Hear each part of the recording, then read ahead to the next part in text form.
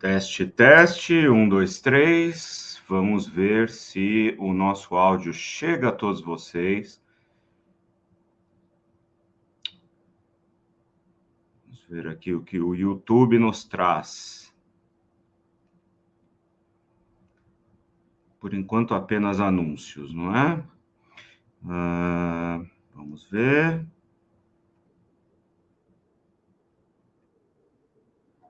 Muito bem. Som está chegando, imagem está chegando.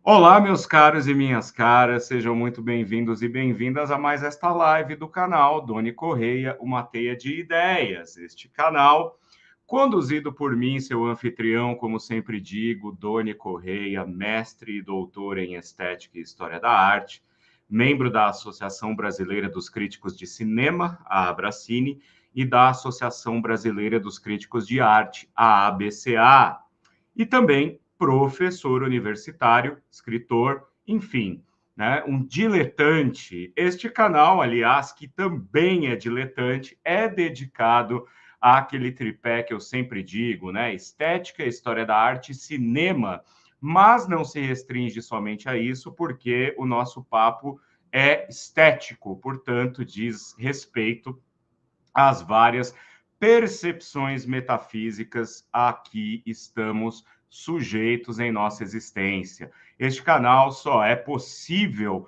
com a sua participação, então, portanto, se você é novo ou nova no canal, não deixe de se inscrever, badalar a sineta, clicar aqui nas notificações, né? Badalar a sineta para receber as notificações, deixar o seu joinha e comentar bastante. Se você já está aqui inscrito ou inscrita no canal, também não esqueça de compartilhar bastante esta live para que assim a gente vá chegando a mais teiudos e teiudas que curtem esta teia de ideias que é urdida com a participação de vocês.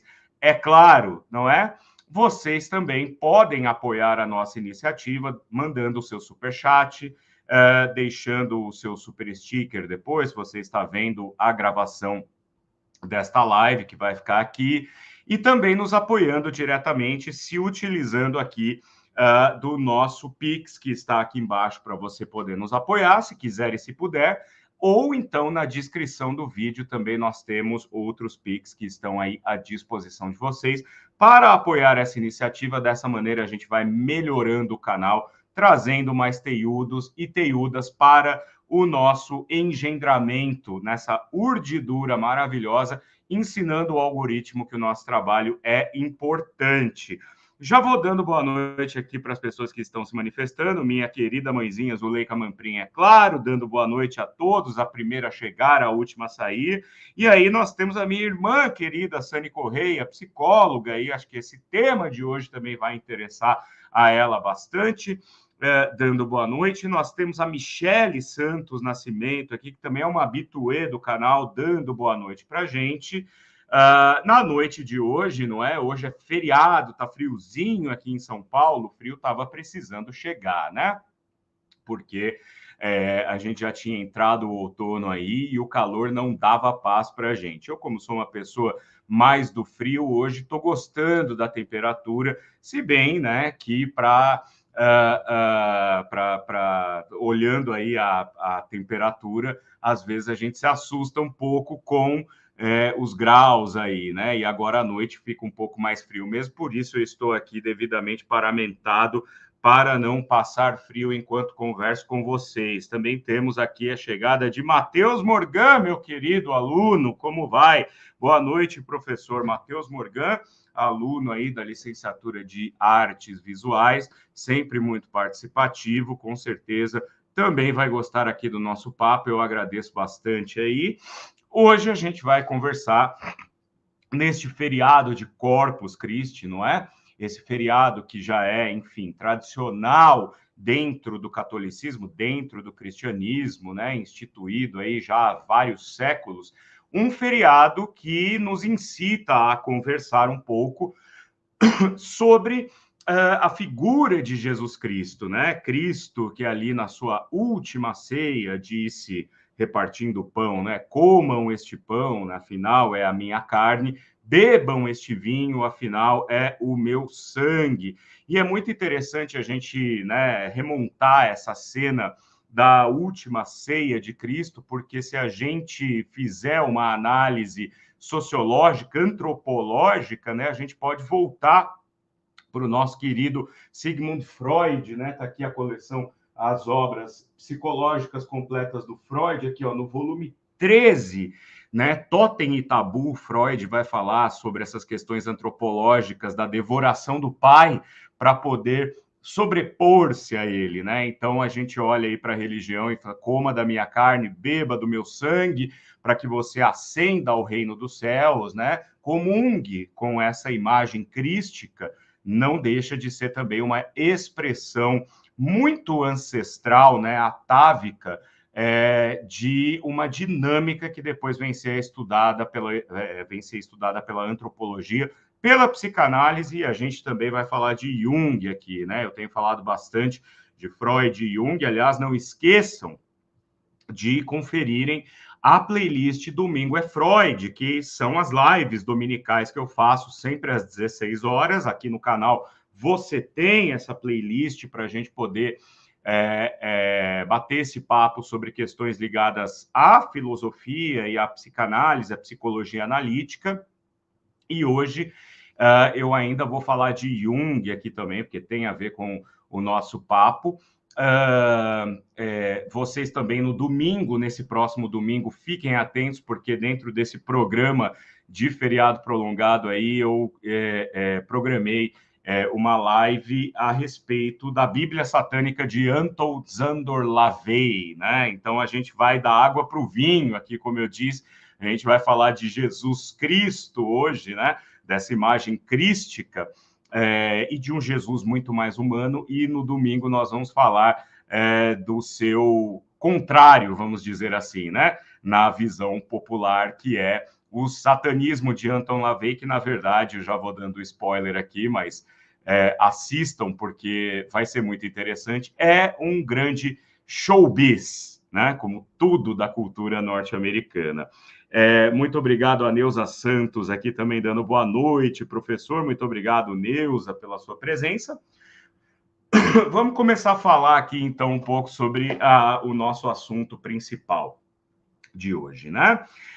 Como vocês viram no card e como vocês viram nas minhas divulgações, eu disse que hoje nós vamos falar um pouco, vamos fazer um panorama sobre a gnose, né? A gnose, que é um mistério, na verdade, né? E nem mesmo as pessoas que se dizem agnósticas sabem realmente o que elas são quando dizem que são agnósticas, né? Já está, eu costumo dizer que dizer-se agnóstico já tem um problema léxico, né? Lexical. Por quê? Agnóstico, gnose, no sentido grego da palavra, né, da tradução do grego clássico, gnose significa conhecimento. Né, que é esse prefixo, então, que vem antes de gnose, agnose ou agnóstico, significa não ter o conhecimento. As pessoas que se dizem agnósticas, elas se dizem pessoas que acreditam numa espiritualidade maior que aquela que é pregada por determinada religião, cristianismo, judaísmo, islamismo, enfim, né? Na verdade, não, né? Elas estão cometendo um erro lexical aí, um erro de conceito, porque ser agnóstico é não ter o conhecimento. Talvez seria mais interessante a pessoa dizer: olha, eu sou uma pessoa que me identifico com o gnosticismo, ou seja, a busca desse conhecimento maior, né? Porque existe uma espiritualidade, então, nesse indivíduo que se diz agnóstico, mas ele não vincula essa espiritualidade a nenhuma religião de maneira específica. Isso é interessante, e cabe aqui um spoiler já do que a gente vai conversar, porque nos ensinamentos de Jesus que estão na base da gnose, ele diz: olha, não é preciso uma igreja para adorar aquele conhecimento que eu trago a aqueles a quem falo. Não existe a necessidade de um ajuntamento público para adorar. Não existe a necessidade de uma pregação para convencer o outro daquilo que eu estou dizendo a vocês, aqueles que são meus escolhidos. Portanto, a gnose já começa que não é uma doutrina, ela não é doutrinária, melhor dizendo, né? Ela não se limita a tentar convencer os outros de que eu estou certo e você está errado, então converta-se aquilo que eu acredito, porque o que eu acredito é a verdade absoluta. Gnose significa conhecimento, é um conhecimento elevado. Mas esse conhecimento elevado desse Jesus gnóstico não está vinculado a uma forçação de barra, vamos colocar assim, a uma necessidade de você impor isso aos outros, né? Então isso já é bastante libertador, né? Isso já liberta a gente para crer em diversos elementos que têm a ver com a natureza, têm a ver com os fenômenos, têm a ver com a ciência, com a filosofia, com a própria religião, sem pensarmos que estamos incorrendo numa heresia ou num pecado e assim por diante. Bom, o pensamento gnóstico, gente, ele também nem sequer é novo, ele sempre existiu. Ele existe desde a morte de Cristo, ou pelo menos desde os anos finais de Cristo, na medida em que se trata de um conhecimento transmitido por pequenas comunidades, né, de seguidores da palavra de Cristo, né? Eu vou usar a palavra de Cristo aqui, porque essa questão da trindade, né? Pai, Filho e Espírito Santo, ou seja, Cristo como a encarnação do Pai, ou seja, como Deus na Terra, é algo que vem posteriormente. Mas aqueles que seguiam a palavra desse Cristo muito humano, como a gente vai ver daqui a pouco a partir da leitura que eu separei aqui para vocês, já existia ali nos primeiros anos pós-morte do ungido, né, de Cristo. Cristo é também uma palavra derivada do grego e depois do latim, que significa ungido, o escolhido, o perfeito, né? Então, Jesus Cristo, Jesus o escolhido, o Messias. Mas, nos primeiros anos após a morte de Cristo, o cristianismo, né, que é uma derivação do judaísmo, e o judaísmo não aceitava Cristo enquanto um Messias, porque o judaísmo, claro, não vou me estender nisso, mas o judaísmo via entendia que o Messias, na verdade, deveria ser alguém muito mais carnal, né? Deveria ser um general, deveria ser um político, deveria ser aquele que iria liderar uma grande rebelião contra forças opressoras, e ele sim seria o escolhido do Deus original, e Cristo, na verdade, vem à Terra pregar o amor, né? Então, isso, entre outros elementos, que desqualifica Cristo como o Messias dos judeus. Portanto, o cristianismo nasce a partir desse cisma com a morte de Cristo. E esse Cristo, que é trazido a nós até hoje como aquele Filho de Deus, o homem que Deus manda à Terra para expiar os pecados da humanidade a partir de sua paixão e sua crucificação, na verdade, poderia ser vista como uma construção também de ordem política por um grupo, né, majoritário, que então instaura-se no poder a partir do controle da maioria da população por meio destas crenças. A gnose vai completamente na contramão disso. A gnose, como a gente vai ver, é um conhecimento muito mais profundo que tem a ver, inclusive, com a própria filosofia antiga. E não só isso, ela vai propor algumas coisas que têm a ver com a ciência moderna, né? Então, guarda aí, porque isso a gente vai ver de uma maneira mais aprofundada daqui a pouco. Então, ali, no início do cristianismo, né, na morte de Cristo, começam a surgir algumas pequenas ordens que são adeptas de algumas ideias desse Cristo enquanto ele passou pela Terra, obviamente, né, com essas ideias sendo transmitidas via boca a boca, né, de maneira oral, mas que foram também escritas depois, às vezes séculos depois, 3, 4, 5 séculos depois, em alguns evangelhos que estão fora da Bíblia, né? Estas doutrinas que não estão na Bíblia e que foram passadas de ordem a ordem nesse primeiro momento desse proto-cristianismo, desse pré-cristianismo, é que dão base à gnose. Obviamente que ali em 325, mais ou menos, né, o imperador romano Constantino convoca o concílio de Nicéia, em que vão ficar ali, né, nesse concílio, vão se estabelecer as crenças doutrinárias do que viria a ser o catolicismo, que depois cresceria e se tornaria a Santa Sé, a Igreja Católica Apostólica de Roma, né?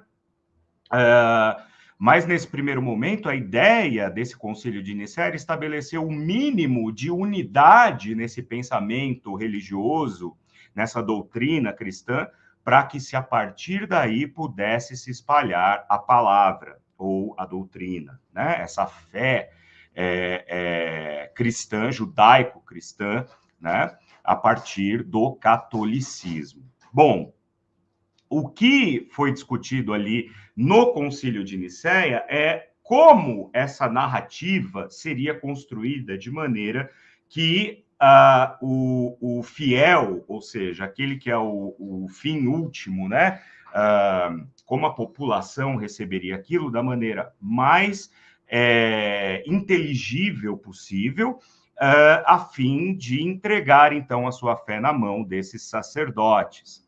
Então, houve ali uma primeira triagem naquelas doutrinas originais, né, que seriam, então, referendadas, elas seriam padronizadas, para que, a partir daí, tudo aquilo que se diferenciasse dessa palavra posta pela igreja dominante, pela igreja católica dominante, fosse considerada heresia.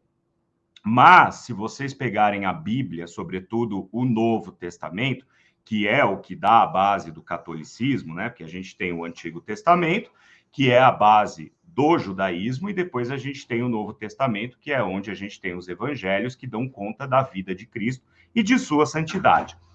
A gente vai ver que nós temos alguns livros canônicos, só que à margem desses livros canônicos, existem diversos livros que são os apócrifos, ou seja, são aqueles livros que são negados pela Igreja Católica Apostólica Romana e que têm narrativas, né, todos eles, que divergem daquilo que a Bíblia canônica, ou seja, cânon, né, é aquilo que é legitimado pelas autoridades religiosas, então passa a ser um cânon, e tudo aquilo que foi negado ou foi desprezado são os apócrifos, é aquilo que está escondido, marginalizado.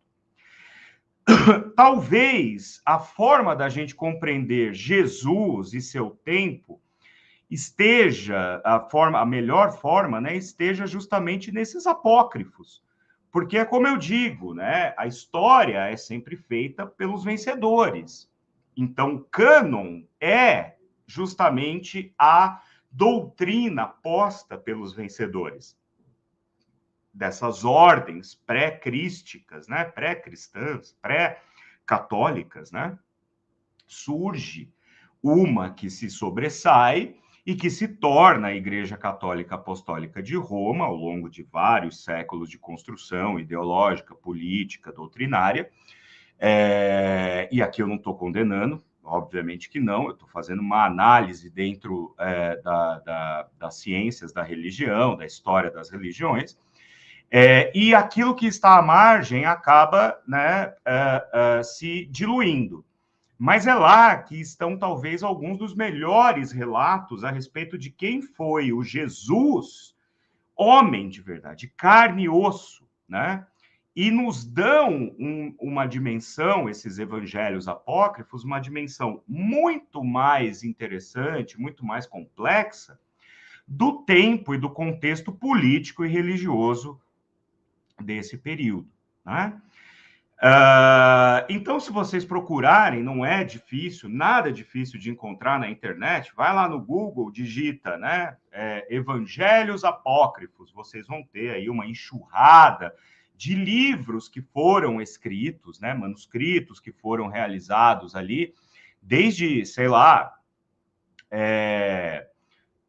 desde 100 depois de Cristo até mais ou menos 1400 e pouco, né? Quer dizer, século XIII, século XIV ainda se escrevia sobre passagens desse Jesus, que provavelmente seria uma tentativa de transmissão, né, daquelas histórias orais, agora registradas para que outras gerações conhecessem esse Jesus que está para além dos evangelhos canônicos, né?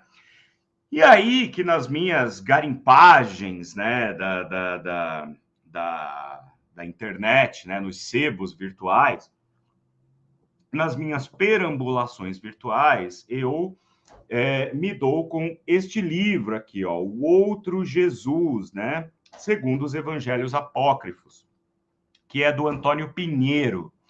O Antônio Pinheiro, ele é talvez um dos maiores especialistas, é um filólogo, né, espanhol, está vivo ainda, é um dos maiores especialistas nos estudos do judaísmo, nos estudos do cristianismo. E ele é um dos responsáveis pela organização desses evangelhos apócrifos todos, que não foram incluídos na Bíblia canônica, de maneira sistemática, né? Inclusive aqui no livro, numa das orelhas, a gente tem, né? São 4 volumes, estes sim são bem caros, porque esse livro é baratinho, tá, gente? Se vocês procuram, inclusive já está na lista única da Amazon, né? Que eu construo aqui, cada livro que eu cito no canal, eu coloco lá na lista única. Se vocês clicarem, vocês vão ver todos os livros que eu cito aqui no canal, e esse já está lá. E o Antônio Pinheiro, ele é um dos que organizou sistematicamente em 4 volumes todos os evangelhos apócrifos conhecidos. De onde vêm esses evangelhos apócrifos, né? Bom, nós temos aqui 3 momentos interessantes na história moderna com relação a estes escritos muito antigos, né? Talvez o primeiro deles que seja mais conhecido são os manuscritos do Mar Morto, né, encontrados ali na Cisjordânia, ali na virada dos anos 1940 para os 1950, e que trazem, né, além de alguns escritos muito antigos, né, sobre as leis, né, daquele povo que existia ali na região da Cisjordânia, também alguns relatos sobre Jesus e sobre a paixão de Cristo que não estavam originalmente na Bíblia. Mas o mais importante para a gente, em termos de evangelhos, né, antigos, com certeza é a biblioteca de Nag Hammadi. Nag Hammadi, uma região do Egito, em 1945, um pastor, né, um camponês, na verdade, encontrou por acaso ali nas terras adjacentes onde ele pastoreava, né, seu gado, um vaso de cerâmica contendo uma série de papiros dentro, enroladinhos. E quando isso foi analisado, descobriu-se que ali existiam diversas obras literárias que davam conta de passagens que a Bíblia não contava. Era aquilo que acontecia, vamos dizer, né, na contradiegese bíblica. Olha que bonito isso, né? A diegese é a narrativa canônica, portanto, é a diegese canônica, e na contradiegese nós temos aí esses fatos paralelos da vida de Cristo e dos apóstolos e de figuras que na Bíblia a gente conhece muito bem. Para vocês terem uma ideia, foram encontrados, aqui eu fiz uma anotação, ó, 13 códices, né? Ou seja, 13 reuniões de livros Mas o que vai interessar aqui para essa conversa mesmo para a gente é o códice número 2, em que consta a hipóstase de Arcontes, que é um evangelho, olha lá, né, que é uma exegese, ou seja, é um aprofundamento, né, uma dissecação dos 6 primeiros capítulos do Gênesis, como a gente conhece, né, o Gênesis canônico, em que a gente vai ver que a história da criação do mundo é contada de algumas formas diferentes, mesmo dentro do próprio Gênesis que a gente conhece, mas que não se dá muita atenção a isso. E é justamente o que traz a beleza desse gnosticismo, dessa gnose, desse conhecimento, o conhecimento último, o conhecimento superior. Mas também nós vamos nos basear muito aqui nessa leitura que eu vou fazer desses trechos, né, do outro Jesus, né, esse Jesus apócrifo, em outros evangelhos também, né, apócrifos, como, por exemplo, o evangelho de Tomé, o evangelho de Filipe, o evangelho de Pseudo Tomé, que não é o discípulo, né, é outro Tomé, Pseudo Tomé, ou evangelho armênio e depois evangelho egípcio da infância de Jesus, né? Inclusive aqui no canal eu tenho um vídeo já um pouco antigo, acho que do ano passado ou retrasado, sobre a infância de Jesus Cristo. Era uma peste. O menino não tinha controle, né? Ele sabia do poder que ele tinha, mas ele não sabia como usar isso ainda. E aí ele, enfim, né, faz das deles e até um dia em que ele é acusado de matar um menininho, empurrando o menino de cima da casa, e ele fala: eu não matei esse menino, e a prova disso é essa aqui, ó, pronto, e ressuscita o menino, e ali, a partir dali, ele vai começar a sua obra, a sua doutrinação, né? Que ele vai ser ensinado, né, a como utilizar essa força que ele traz de Deus em favor da humanidade, não em favor próprio, né? Ele vai domar a sua própria vaidade, ele vai domar a sua própria ira, ele vai, na verdade, aprender a ser como as escrituras querem que sejamos, aqueles que seguem a doutrina católica, tal, sabem muito bem, né, que é uma doutrina, sobretudo, inspirada nos bons pensamentos, nas boas palavras e nos bons atos. Prestem atenção nessa tríade, porque vai ser importante daqui a pouco.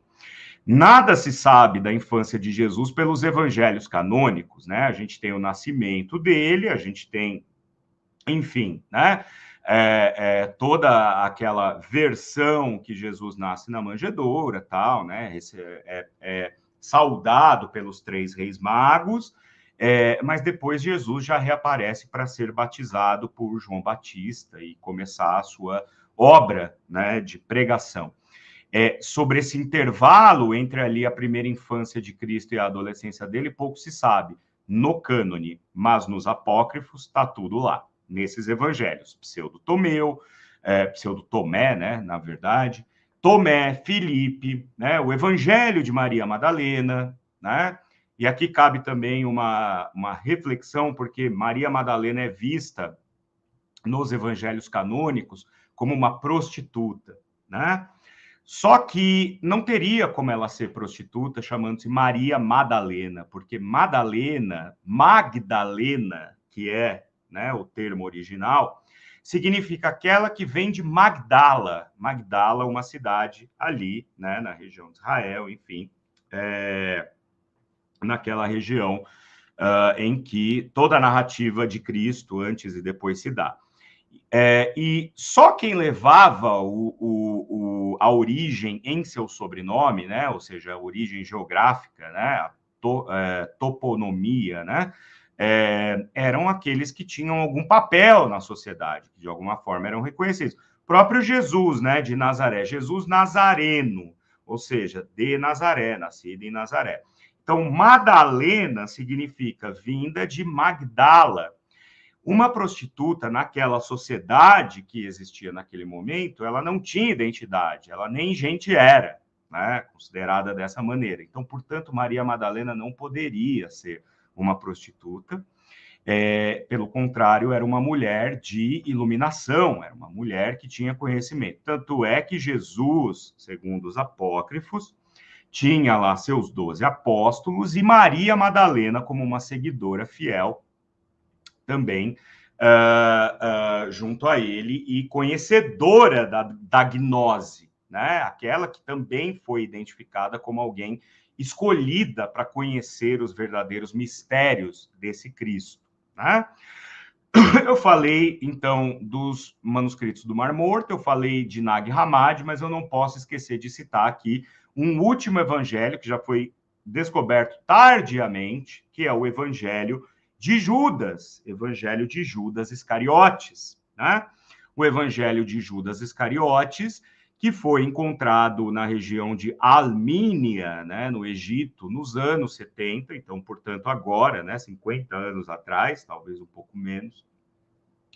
Foi encontrado numa encadernação de couro, tal, e foi comprada, obviamente, por colecionadores, ficou muito tempo aí escondida do público por conta dos colecionadores, até que no começo dos anos 2000 foi parar na mão de uma colecionadora, né? Eu já vou até falar o nome dela aqui, é muito interessante, né? Porque era uma antiquária greco-suíça chamada Frida Nosberger Chacos, né? E ela, muito entusiasmada por aquilo que ela achava que tinha ali em mãos, encomendou uma restauração e uma tradução. O Evangelho de Judas Iscariotes está escrito em copta, né? Então é uma linguagem cóptica, uma linguagem muito antiga.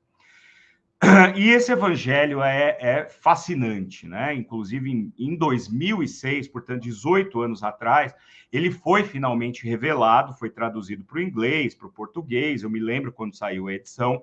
A National Geographic, né, financiou aí uma exposição, né, publicou um artigo longo na revista National Geographic, e fez um documentário para o canal de TV a cabo, de 2 horas de duração, que estreou em abril de 2006, e me marcou muito porque eu vi esse documentário quando ele foi lançado. Inclusive, foi a partir daí que eu fui atrás dessa tradução em português na época para conhecer o Evangelho de Judas Iscariotes. E é maravilhoso porque é um evangelho que desmente absolutamente tudo aquilo que a gente sabe de Judas Iscariotes, como um traidor, como um invejoso, como aquele que entregou Jesus por dinheiro, né?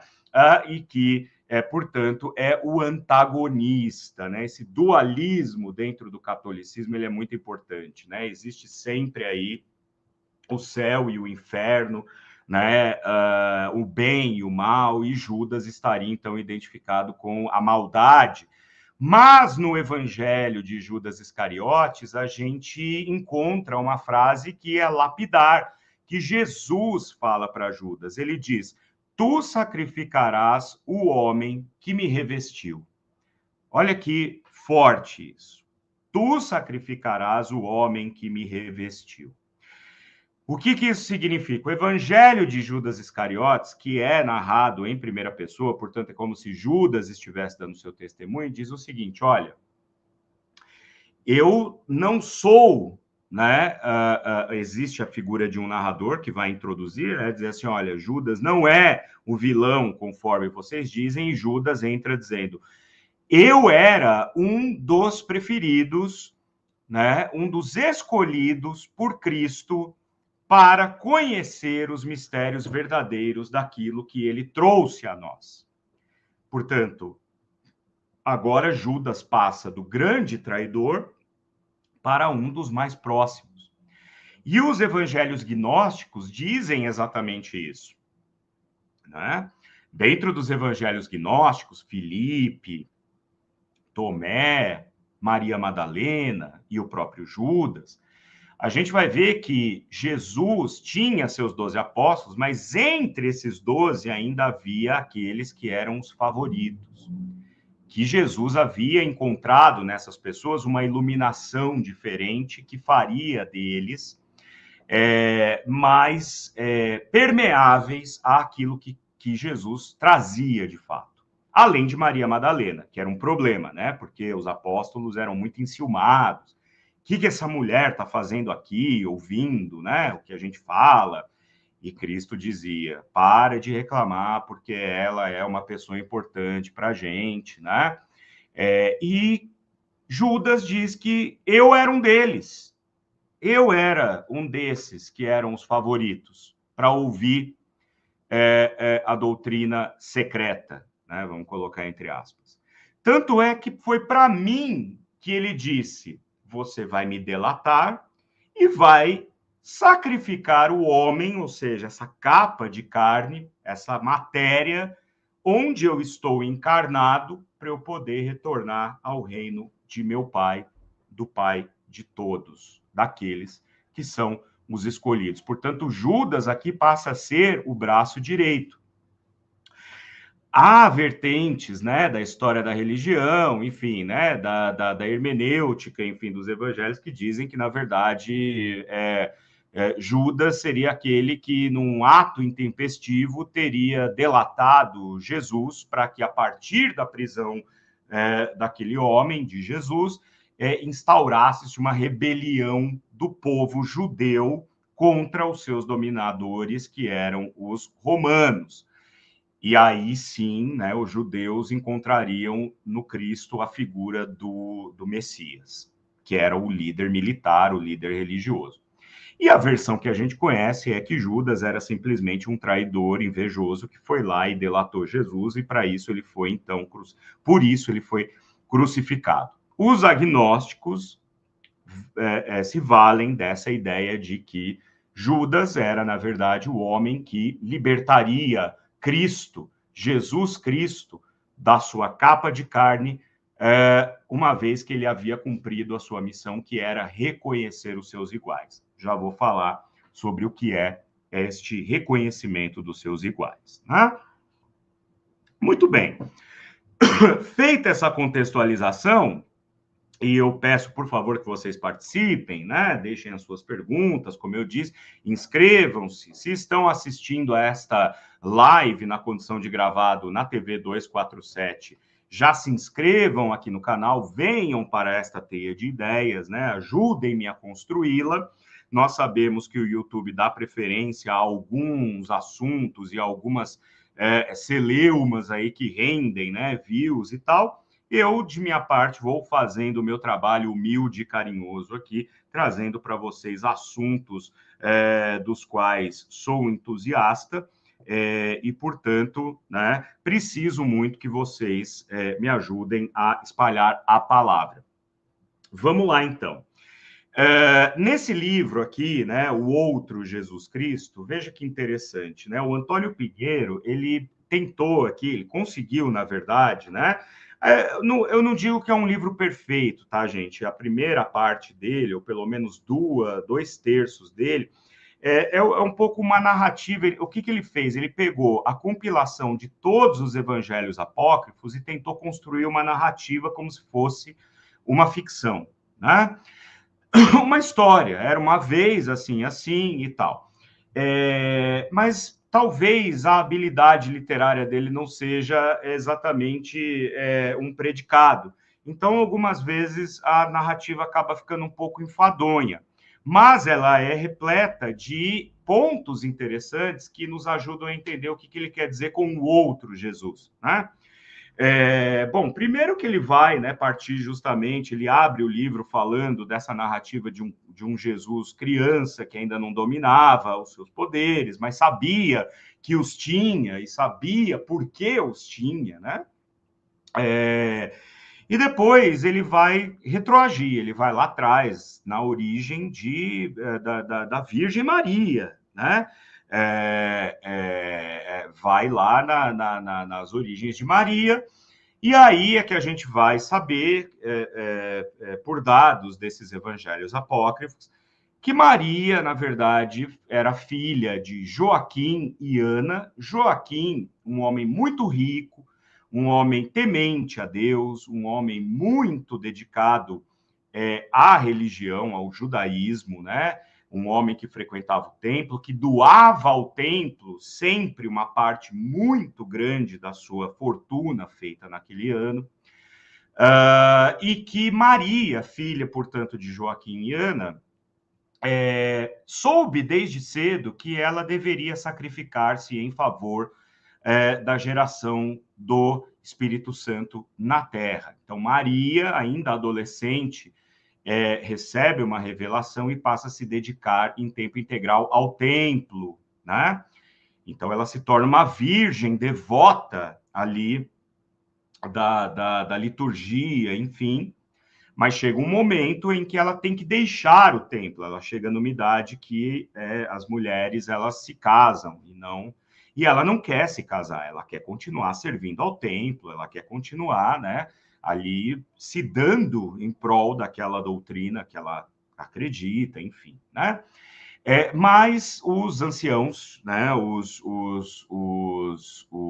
rabinos, enfim, ali os líderes religiosos do templo entendem que é hora dela se casar, e como ela não quisesse se casar, eles então decidem dá-la, né, ou confiá-la a alguém mais velho que pudesse cuidar dela como uma espécie de tutor, como aquele que cuida, não como marido. É aí que entra José, porque nos evangelhos apócrifos, José é um homem já bem mais velho, um viúvo que já tem filhos crescidos, que tem uma situação condigna, né, que é um homem estabelecido, não é apenas um carpinteiro, ele, na verdade, é um empreiteiro. Se a gente ler aqui, a gente vai, né, entendendo que José era um empreiteiro. Ele, sempre que havia necessidade da construção de algo, ele era responsável por toda a organização dessa empreitada, né?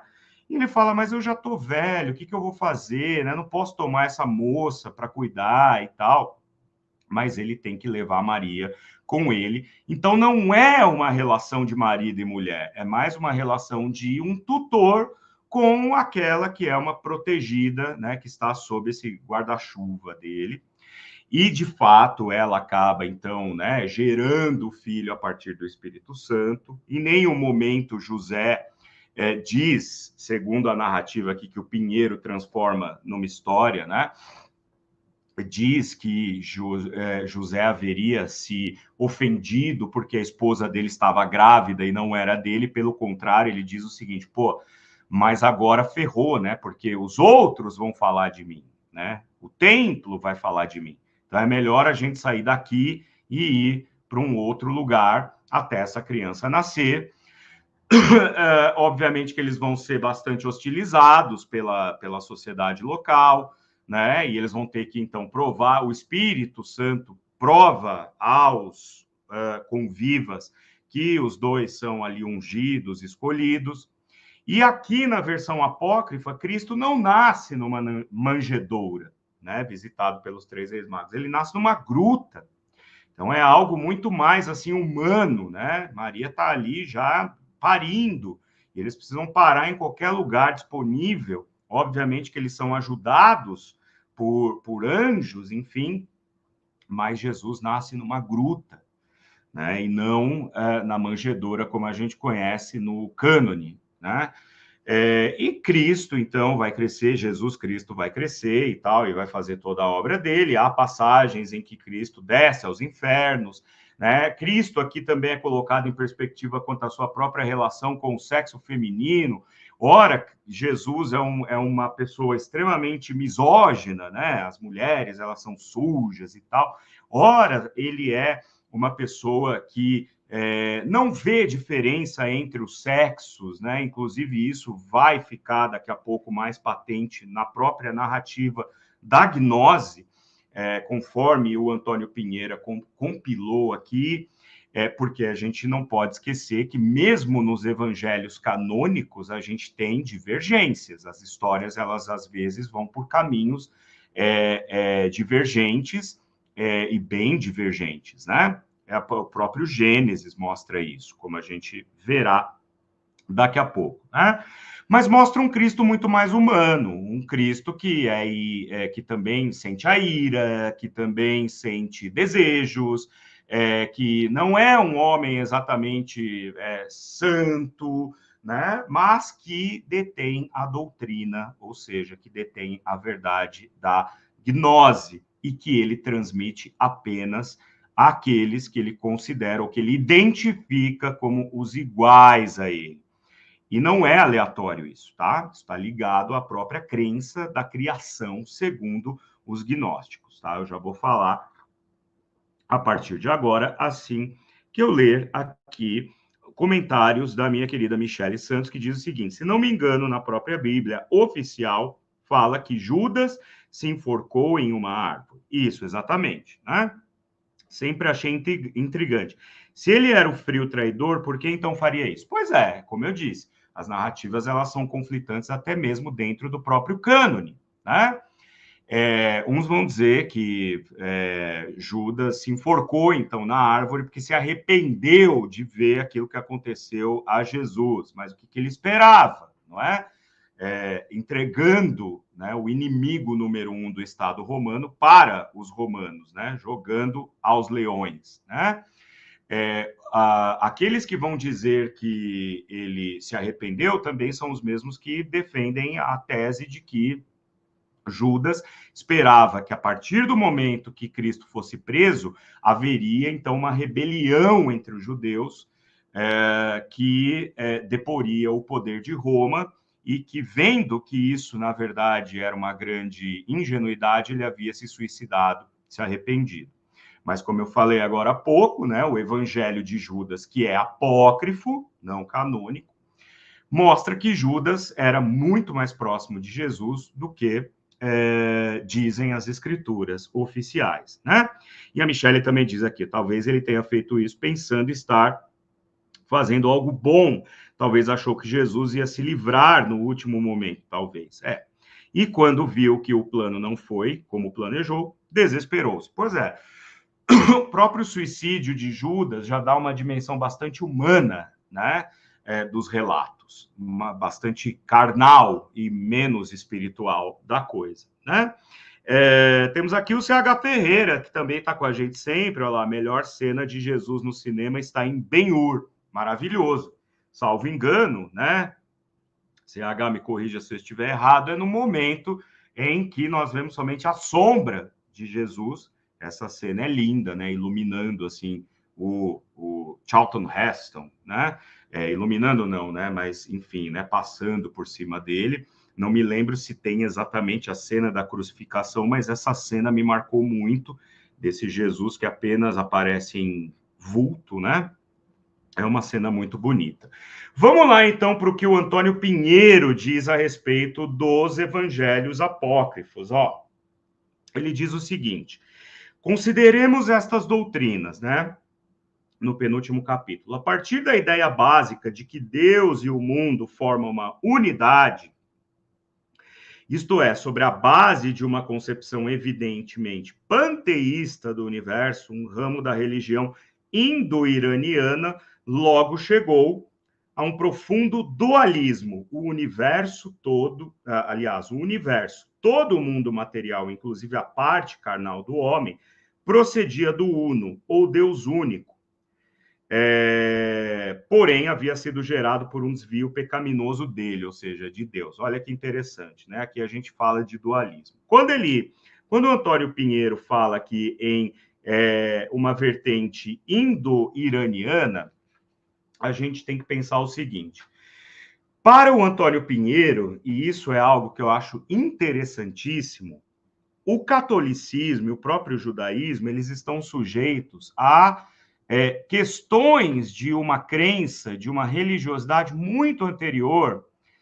Nomeie-se o zoroastrismo, e o zoroastrismo é considerada talvez a religião mais antiga da humanidade, que surge na Pérsia, atual Irã, por isso, né, iraniano, na Pérsia, que é uma religião fundada a partir de um profeta chamado Zoroastro, ou Zaratustra, né? Se a gente quiser aí evocar a origem, né, do que Nietzsche veio depois trazer com o seu Assim Falou Zaratustra, né? Quer dizer, que o zoroastrismo já era uma religião monoteísta. Para o zoroastrismo haveria um grande Deus que criou tudo.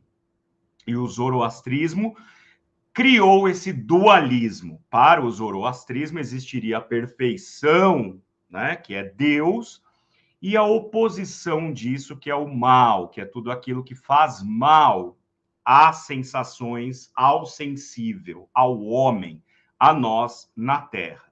Então, esse dualismo já existe no zoroastrismo e é talvez, segundo, né, os estudos da história da religião, aquilo que vai dar no cristianismo, no judaísmo, no islamismo, que é sempre a suposição entre luz e trevas, tá?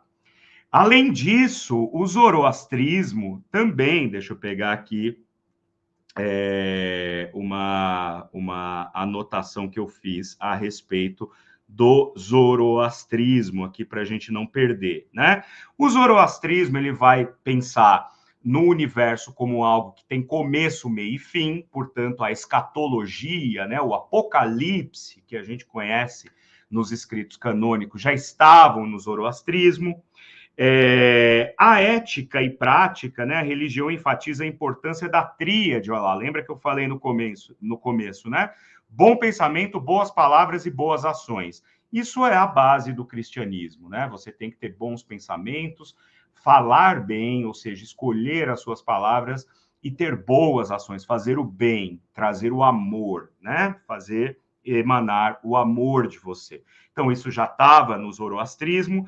Temos as festividades, que são os feriados santos, né? As festas santas. Olha aí, a gente está no feriado de Corpus Christi. Isso já estava, né, previsto ali no zoroastrismo.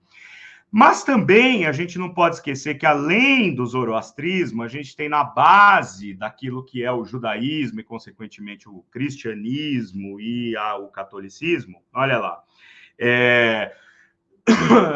Que interessante, ó, o CH Ferreira tá falando, é verdade, ó, a melhor cena de Jesus, tá? Ele fala aqui, ó, ele dá água para Jesus beber, exatamente, né? O Cristo está ali sendo imolado e aí Ben-Hur vem e dá água para Cristo beber, quando ele está lá pedindo para beber água, né? Isso é uma cena muito conhecida do cânone, né? Quando Jesus está ali querendo beber água e dão fel para ele, né? Então ele, como se já não bastasse todo martírio, né?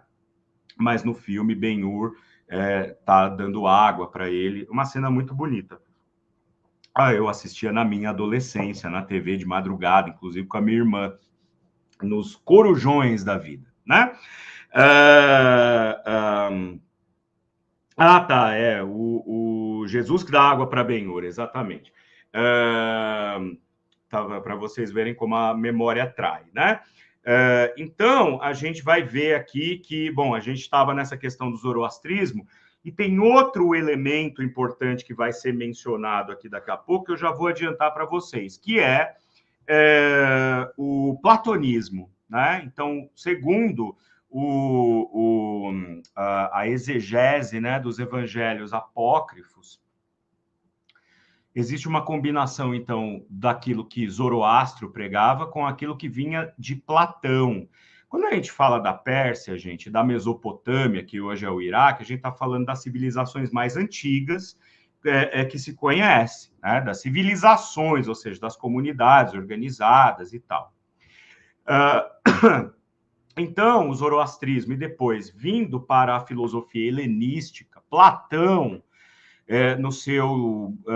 na sua obra Timeu, que é um monólogo, né, em que Timeu vai ali tentando, né, especular sobre a criação do universo, sobre a criação do homem, sobre, enfim, a criação das coisas.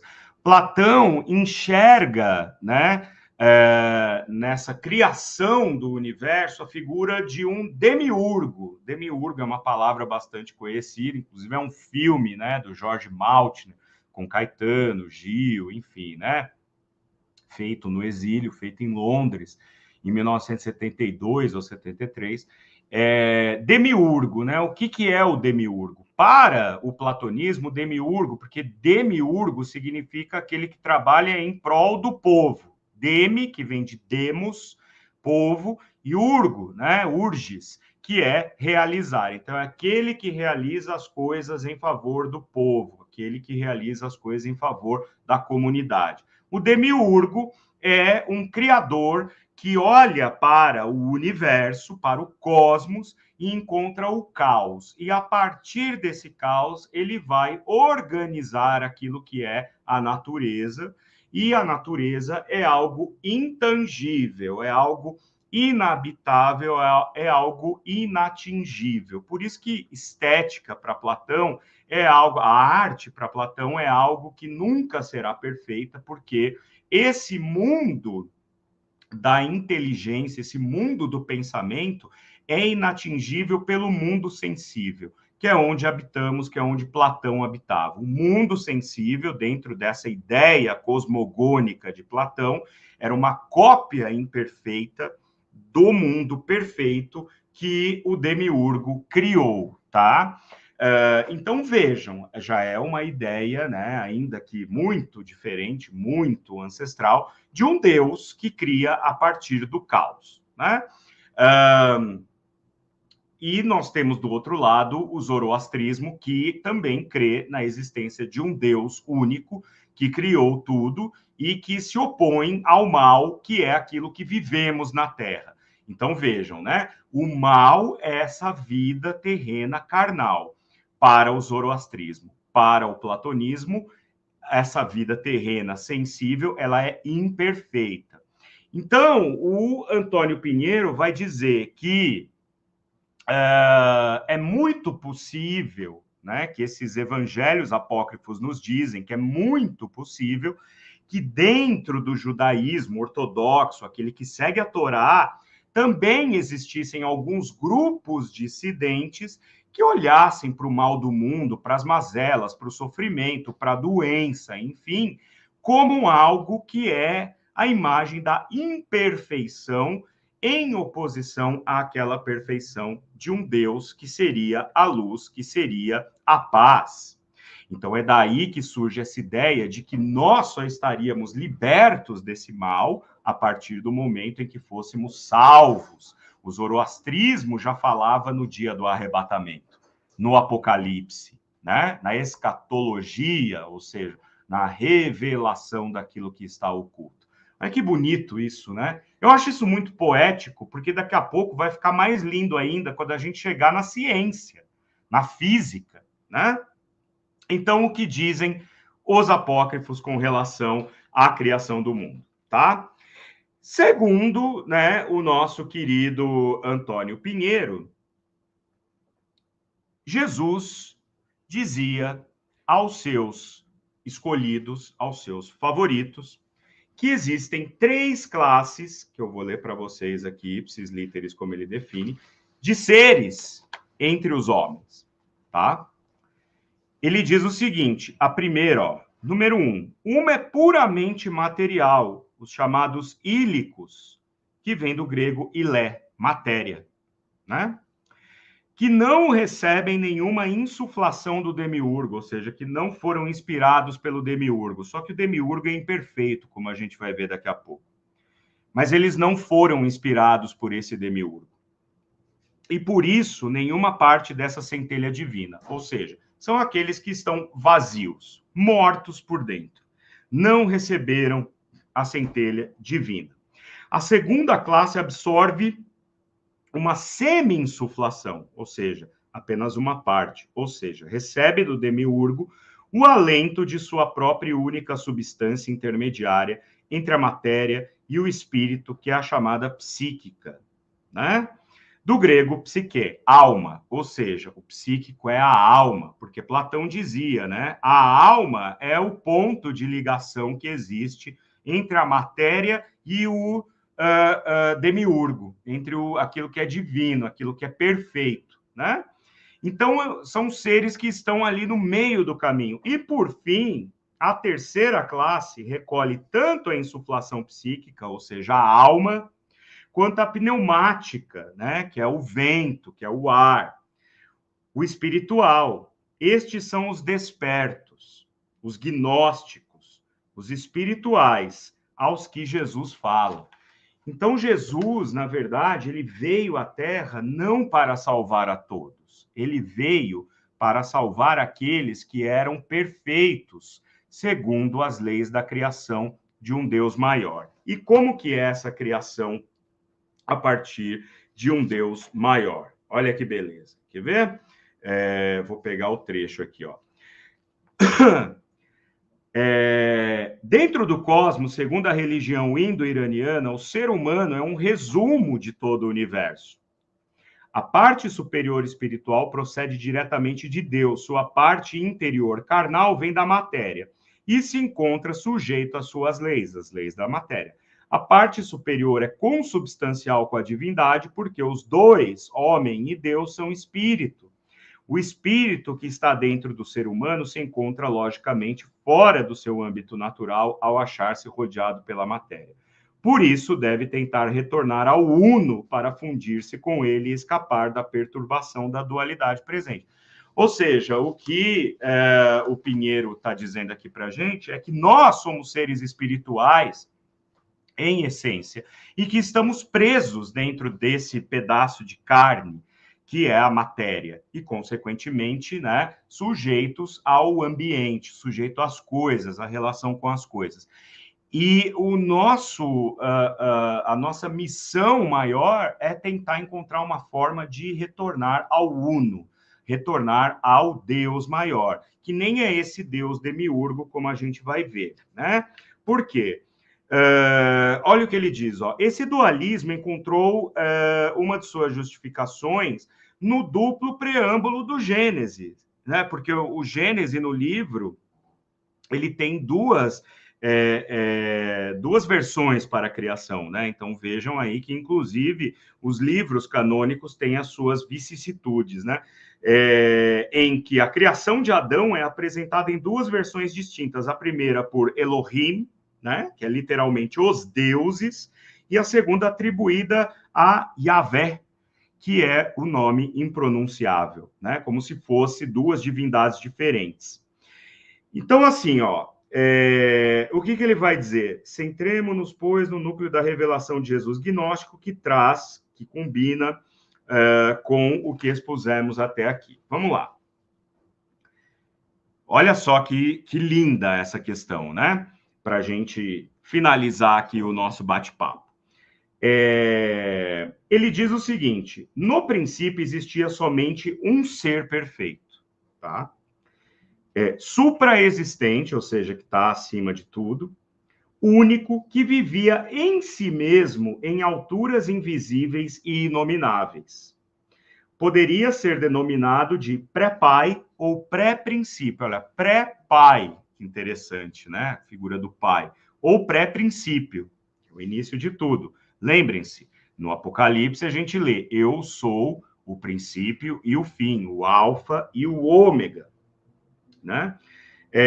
Porque ele era anterior, tal, e esse ser viveu infinitos séculos em profunda paz e solidão, ainda que com ele convivesse também seu pensamento. Então, existe aí a ideia de um ser que tem um pensamento, uma dualidade. Isso vai ser importante, porque, olha isso aqui, em determinado momento, esse ser pensou em sua pura liberdade em se manifestar e se comunicar ao exterior, ou seja, não guardar só para si toda a sua riqueza. Então, esse ser que estava ali ensimesmado com seu pensamento decide que não é justo ele guardar tudo aquilo só para ele. Começa aí a sua expansão.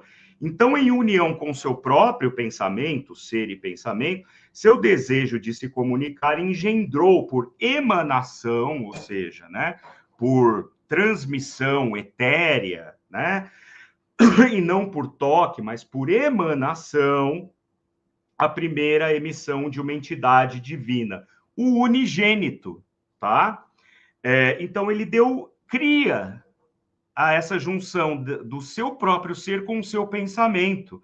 Unigênito é aquele que é gerado por uma única entidade. Ele não precisa da junção do masculino e feminino, porque ele já os tem em si. Ele é unigênito. Junto com ele e com sua companheira, junto com ele e como sua companheira, o ser supratranscendente emitiu também a verdade. Então, criou o unigênito e a verdade. Esses 4 princípios, agora, né, o pré-padre, pensamento, unigênito, verdade, constituem o que se chama a tétrada. Então, não temos uma trindade, temos uma tétrada, né? Em linguagem não mítica, esse desdobramento do pré-padre significa simplesmente que, no momento determinado, esse ser transcendente, né, deseja manifestar-se para fora de si, estabelecendo por vontade própria um princípio e origem, tanto de um mundo divino, mais explicitado quanto o futuro universo. Em outras palavras, a divindade decidiu livremente criar algo exterior a si, tanto na esfera do divino quanto na esfera do material.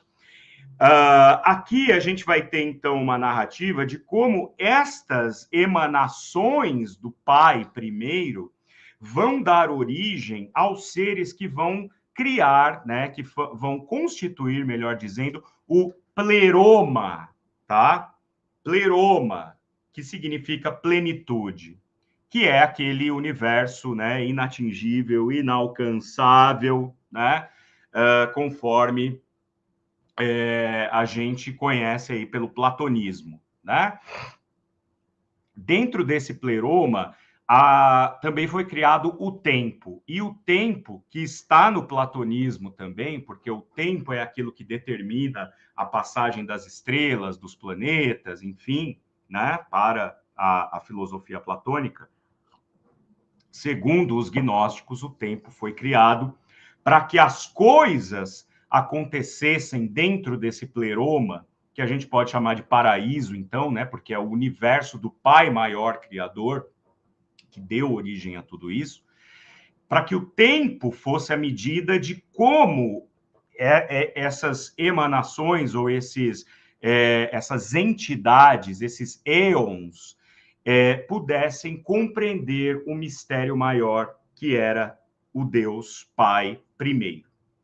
Só que entre essas emanações estava uma criação desse Pai primeiro que era Sofia, ou seja, conhecimento, né?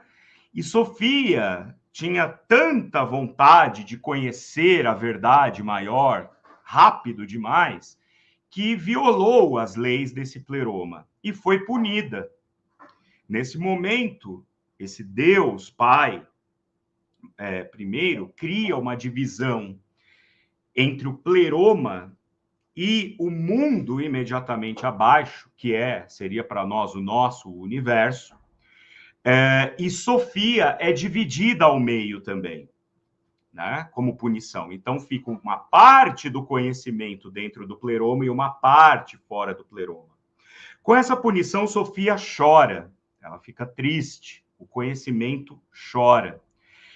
E essas lágrimas vão cair nesse espaço, né, que ainda não tem forma, mas que está, né, no nosso universo, vão cair nesse local. E o pai, primeiro, vendo, né, o arrependimento do conhecimento de Sofia, regala esse pensamento que está fora do pleroma a dádiva de gerar uma força que tenha a sua emanação, mas que é incompleta porque está dividida no meio. Vão acompanhando, vai anotando tudo aí, volta depois, né? Esse ser é o demiurgo. Esse ser é o demiurgo, um ser que nós chamamos de Deus, que para os agnósticos é o Deus dos judeus e dos cristãos e dos muçulmanos, enfim, e que é imperfeito. É um Deus que nasce imperfeito. É um Deus vingativo, é um Deus que cria e destrói, é um Deus meio bitolado, que ele não tem conexão direta com o Deus maior, apesar de emanar dele, em parte. Esse demiurgo vai criar a Terra. Esse demiurgo vai criar Adão, a imagem de uma emanação maior, que era a imagem do homem segundo o Pai primeiro. Adão é a figura imperfeita deste homem, que seria, né, uma dessas instâncias da criação dentro do pleroma. E quando o demiurgo vê que Adão tem uma divindade dentro de si, tem uma centelha dentro de si, tem uma alma dentro de si que advém daquele pai que está dentro do pleroma, ele imediatamente cria Eva para fazer com que esse homem caia em tentação e não espalhe pela terra a emanação do Deus maior. Por quê? Porque o poder desse Deus maior seria transmitido por emanação espiritual. E Eva faz com que Adão faça uma conexão carnal, portanto, pecaminosa. Por isso que é daí que vem a noção de pecado, né? Que é a junção carnal. O fruto proibido, na verdade, é o sexo, gente. Desculpa acabar com, né, a ingenuidade de vocês que aprenderam no catecismo que a maçã é o fruto proibido, porque o fruto proibido é o sexo.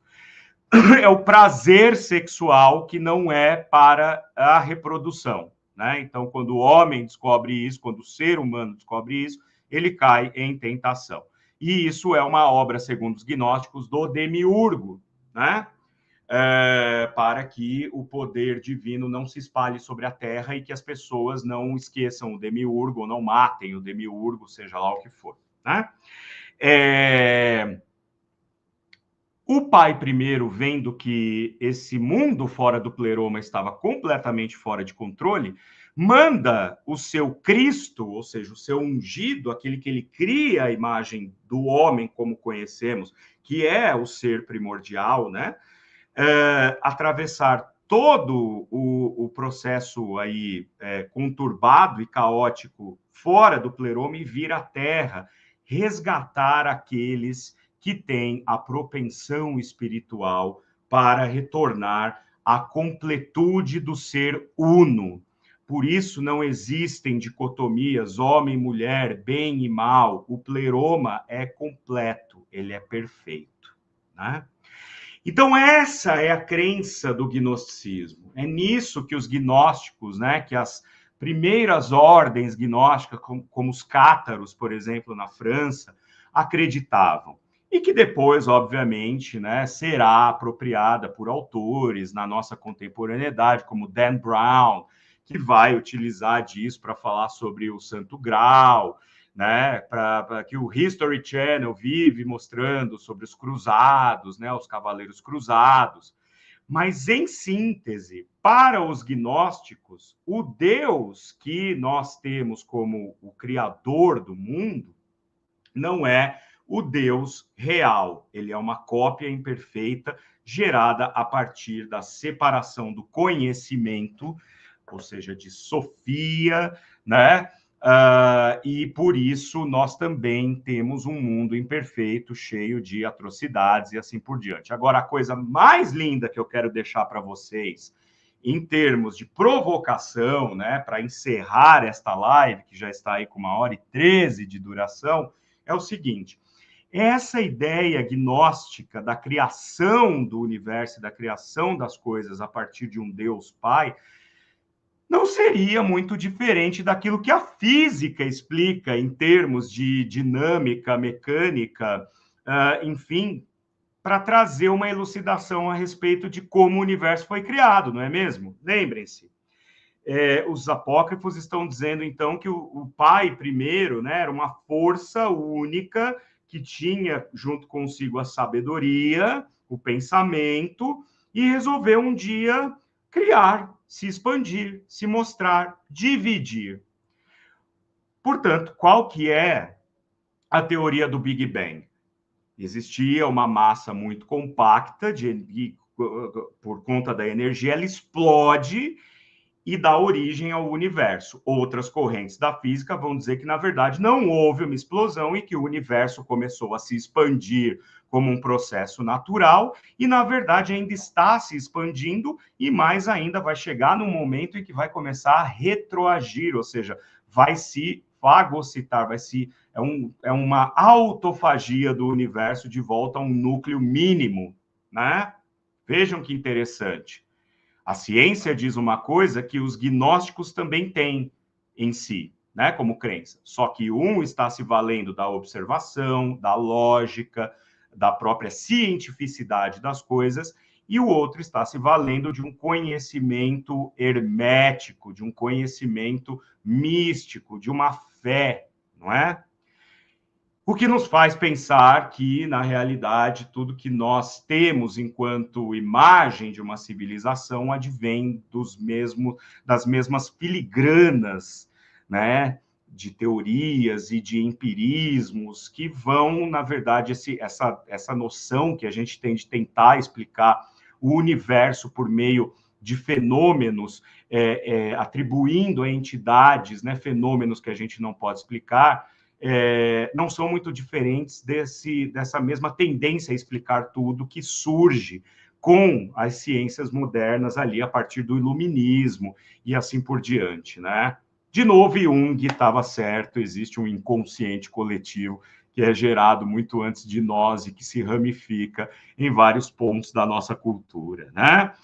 E aí nós vamos aqui para as últimas manifestações de vocês. Ó, Mateus está falando, no Evangelho de Judas também é dito que ele se matou. No Evangelho de Judas, eu não me lembro agora se no final... Não, ele não, é um testemunho que termina após a crucificação mesmo de Cristo, né? Após a captura de Cristo, mas ele não dá o testemunho do suicídio e tal, então aí é também, né, um outro indício de que talvez a história, como eu disse, né, continua, naquele momento, foi feita por vencedores, porque o que a gente tem do fim de Judas Iscariotes é o fim canônico, ele se enforca porque se arrepende de ter entregado Jesus. No Evangelho de Judas, nós não temos o final dele, nós não temos o fim da vida desse Judas Iscariotes. Então, veja que aí, de novo, a gente não tem não se fecha a questão em torno desse assunto, né? Para todo Arimã existe uma Ahura Mazda. Exatamente, aqui o Mateus está fazendo menção às noções do zoroastrismo, né? E dos tempos primevos dessa dualidade, né? Quando ele diz aqui, para todo Arimã existe uma Ahura Mazda, ele está falando justamente dessa oposição entre bem e mal, entre trevas e luz, né? Nós temos aqui também o nosso CH Ferreira, e Yeshua significa salvar ou salvação. Muito obrigado aí pela explicação, pela tradução, não é? E o Mateus aqui, meu querido aluno, é interessante também traçar os paralelos com o hermetismo filosófico teórico lá no Egito Antigo. Com certeza, porque a gente sabe e a arte egípcia mostra muito isso para a gente. Tem um outro vídeo aqui também, nessa mesma playlist de estética, que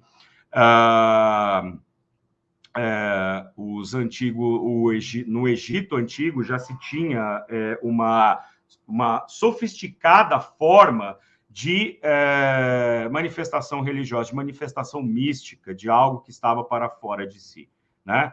Os antigos egípcios começaram idolatrando ali o rio Nilo, né, por dar a eles a vida, por dar a eles a possibilidade de interromperem aquela senda, né, aquele caminho nômade e se estabelecer, se tornar um povo sedentário, e a partir disso vai se constituir um sistema religioso, filosófico muito sofisticado. Muito bem, meus caros, né? Só para encerrar aqui, nós temos Viviane Aidar dizendo, Deus, o ser do qual nada maior pode ser pensado, citando Anselmo da Cantuária, e o CH Ferreira está dizendo aqui, ó, Deus começa quando o infinito termina.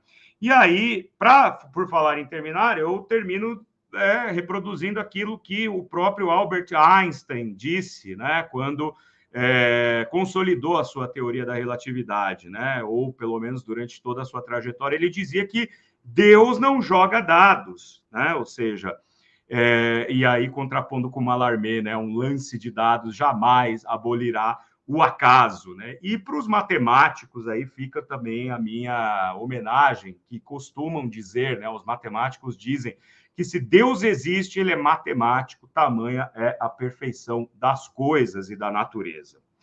Meus caros e minhas caras, muito obrigado pela sua atenção nesta noite fria. Eu espero ter aquecido um pouco aí, né, a caixa craniana de vocês com, né, essas provocações e essas histórias. Eu que gosto muito de narrar histórias e fazer essas provocações de ordem filosófica, das quais eu não especificamente tenho respostas, mas adoro esse trabalho dialético de discussão.